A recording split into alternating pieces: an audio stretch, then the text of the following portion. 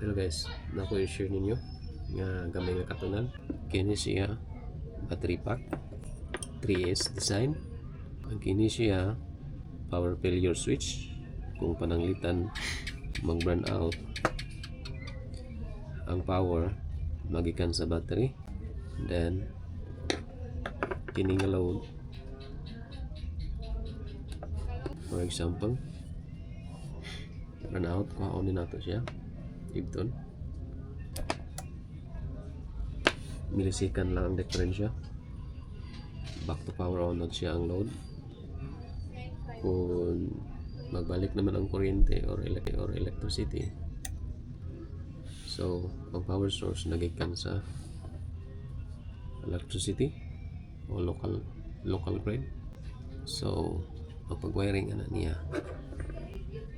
kini nga terminal para sa battery, and then kining isa from local grid, and then kini from load. Kung pinakamaayo diya nga buhaton, basahon ninyo ang manual, instruction manual, wiring manual or wiring instruction kung saan pag-wire ani niya, maluntin nyo sundon. So kung nagproblema mo sa inyong internet router nga during burnout wala mo internet, gamit kini siya. Kamo na bahala sa ninyo pag-design pa guys. Kung namoy mga pangutana kamahin sa kung i-discuss karon, comment lang mo sa comment section box. Kung mo reply lang mo sa bakanting na oras lang ko. Ayaw kalimot mag-subscribe.